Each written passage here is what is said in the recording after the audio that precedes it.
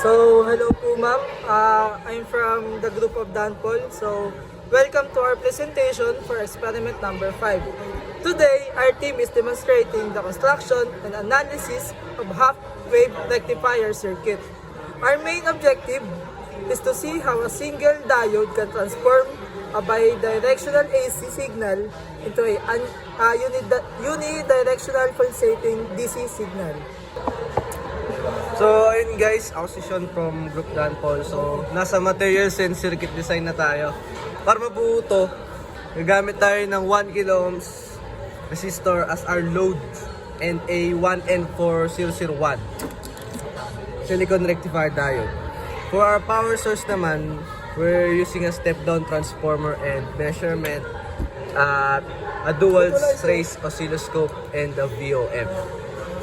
So, ako po si Lawrence Salazar and ang ipapaliwanag ko naman po ay ang multi-sim simulation po natin. So, ito po, before physical assembly, we verified the circuit in multi-sim as you can see in our simulation.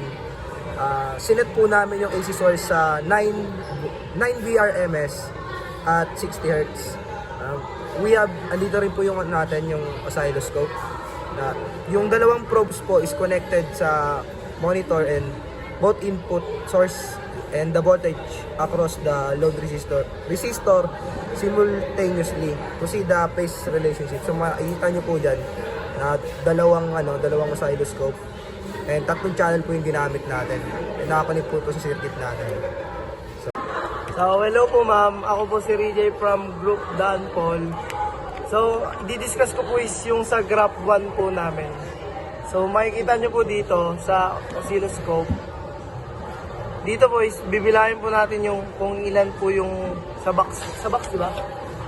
So, 1, 2, 2.5 po yung na calculate po namin. And makikita nyo po dito sa may scale po, sa may baba. Dito po, ito po, yan. Naka-10 po siya. So, itatimes po natin si 2.5 sa 10. So, makakuha po namin is 25. So, nandito po 25. Bibigyan na lang po namin kayo ng copy ng calculation po namin na pwede po namin ilagay dun sa my screen na lang pag isisend na po yung video. So, yung 25 po, i-divide po siya sa 2 square root of 2 din. So, ang nakuha po namin is 8.838 volts. Tapos doon naman po sa, ito po, yung peak to peak po namin is naging 25 kasi po, tinimes po yung 2.5 sa 10. Tapos yung VRMS po namin is 8.838 volts. So moving on po sa graph 2, as we can see the effect of the diode po. And ayun po yung nag-aalaw ng positive half cycle. As you can see the 1 box is here. I mean the 1 box po here and 1, 2, 3. Ito po. Tapos, the measured peak po na nakuha namin, approximately sa 12 volts, ay yung 1.2018. And 10 times po namin siya sa 10. And ito po yung computation.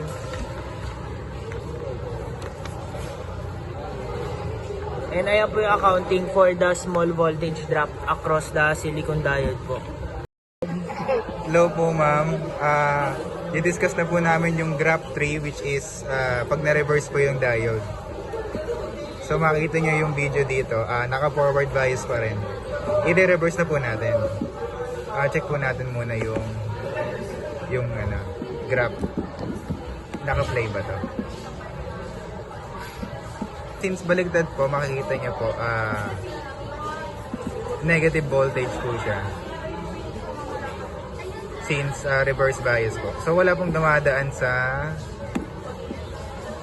load. Saka po ma'am yung ni-request niyo po na computed VDC ng output ng load.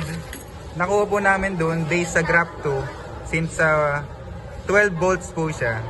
Na-multiply po namin yun sa constant pag isa lang po yung diode which is 0.318. Tapos lalabas po doon, nakuha po namin mga 3.8 something. So malapit po siya sa multimeter na 3.7. Nakalculate po namin yung difference, mga 1% lang po yung margin of error. So ayun lang po. Ito po yung calculate namin. Based sa graph 2, nagiging 12 volts. Tapos ano, magiging 3.821. So ayun po yung sinasabi namin na 1% error. Ayun po. Thank you, ma'am. Ayun o.